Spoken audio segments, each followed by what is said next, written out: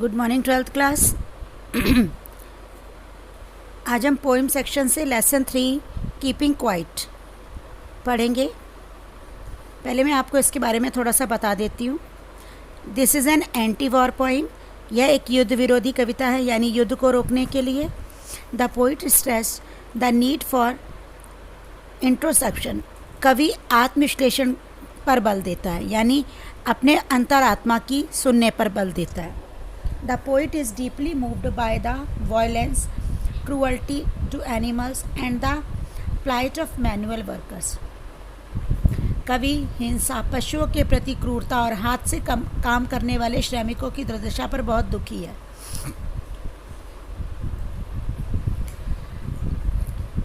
Quiet introspection in the solution to the social, political and religion problem. शांत मन से किया गया आंतरिक निर्णय सामाजिक, राजनीतिक और धार्मिक समस्याओं का हल है। The poet suggest that all the people should suspend their activities for some times and keep quiet. कवि कहता है कि कुछ लोगों को थोड़ी देर के लिए अपने सारे काम को रोक देना चाहिए और शांत रहना चाहिए। They should look inside and analyse their own action. उनको अपने अंदर झांकना चाहिए और अपने कामों को देखना चाहिए। This will cleanse every heart and ennoble all people. इससे उनका हृदय स्वच्छ हो जाएगा और सभी लोगों के लिए उनका सम्मान बढ़ेगा। Let's begin the poem. Stanza 1। Now we will count to 12 and we will all keep still for once of the face of the earth let's no speak in any language. अब हम 12 तक गिनती करेंगे और हम सब शांत रहेंगे। For once of the face of the earth, सिर्फ एक बार इस धरती पर कोई भाषा नहीं बोलेंगे। लेट्स स्टॉप फॉर सेकेंड, कुछ देर के लिए रुकेंगे। And moved our arm so much, और अपने बाजू भी नहीं हिलाएंगे, अपने हैंड्स भी नहीं हिलाएंगे। It would be exotic moment, यह एक अलग क्षण, अद्भुत क्षण होना चाहिए। विदाउट रश, जिसमें ना कोई दौड़ भाग होएगी। विदाउट इंजन्स, ना कोई मशीन चलेगी। We would all be together, हम सब साथ होंगे। इन अ सडन स्ट्रेंजर, लेकिन एक दूसरे के लिए अजनबी की तरह। Stanza 2। Fisherman in the cold sea, ठंडे सागर में मछुआरे व्हेल मछली को would not harm whales, whale मछली को नहीं मारेंगे।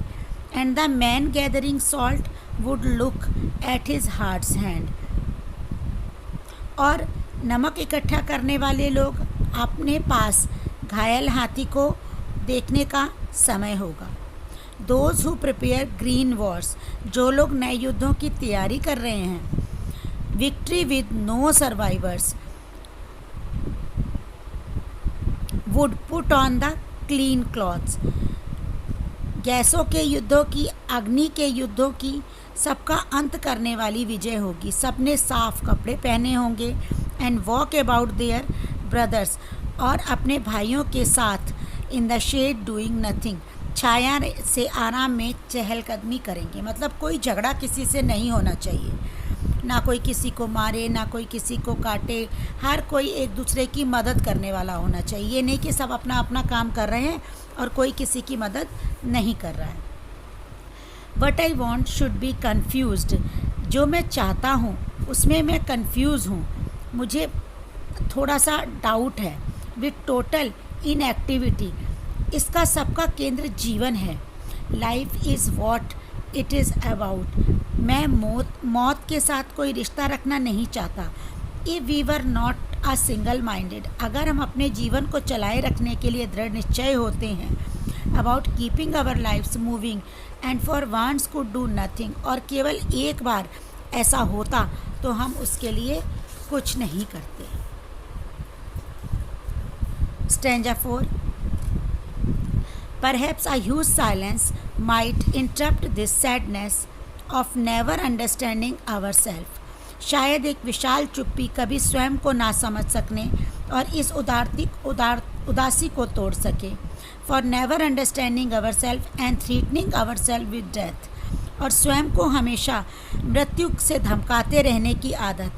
Perhaps the earth can teach us, शायद धरती हमें कुछ सिखा सके।